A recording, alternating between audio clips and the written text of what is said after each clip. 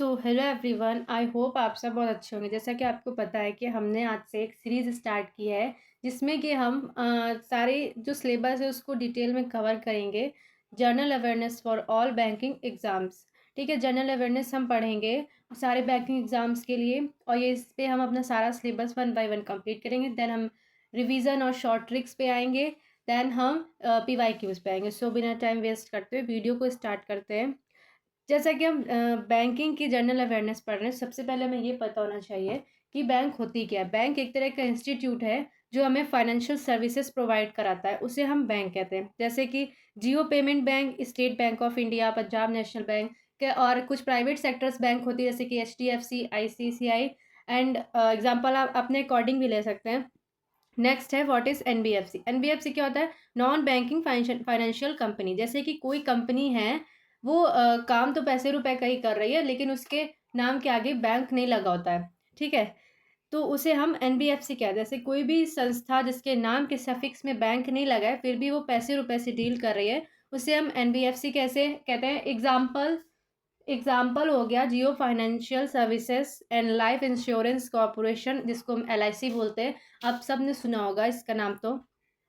फिर हम आते हैं नेक्स्ट टॉपिक पे, लाइबिलिटी। लाइबिलिटी क्या होता है? बैंक एक पर्सन से पैसे लेकर दूसरे पर्सन को लोन देता है, तो उसे हम लाइबिलिटी कहते हैं, ठीक है। जैसे कि क्या होता है कि बैंक के पास खुद का पैसा कहाँ से आता है? कोई एक पर्सन है जो अपने जिसके पास मनी है अच्छा खासा है, तो वो बैंक के पास पैसे अपने रख देता है और बैंक उसे इंटरेस्ट रेट पे वापस करती है, ठीक है। ऐसे उसके पैसे को जब किसी को लोन की ज़रूरत होती है तो बैंक लोन देती है और उससे रेट लेती है। एसेट क्या होती है? जैसे कि अभी मैंने बताया कि जब किसी के पास पैसे ज़्यादा होते हैं, मतलब डिपॉजिट्स हो जाते हैं, तो वो जाकर बैंक के पास रख देता है, मतलब वो अपनी संपत्ति को बैंक को दे रहा है ना, तो इसके वो एसेट कहलाता है, ठीक है। इस चीज़ को हम समझते हैं। जैसे ये एक पर्सन है, ये एक फार्मर है जिसको पैसे की रिक्वायरमेंट है खेती के लिए या किसी चीज़ के लिए भी समझ सकते हैं। इसको पैसे की नीड है, और ये एक पर्सन है जिनके पास पैसा है काफ़ी। तो इनके ये क्या करेंगे कि ये जाएंगे बैंक के पास और अपने पैसे को या ज्वेलरी को जाकर बैंक के पास रख देंगे, और ये जाएंगे बैंक के पास लोन लेने के लिए। तो बैंक इनको लोन देगी तो इनसे 10% इंटरेस्ट रेट लेगी, ठीक है।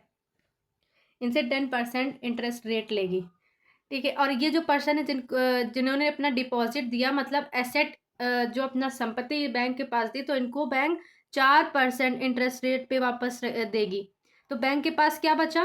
बैंक के पास बचा 6%, ठीक है। ये हुई बैंक की कमाई।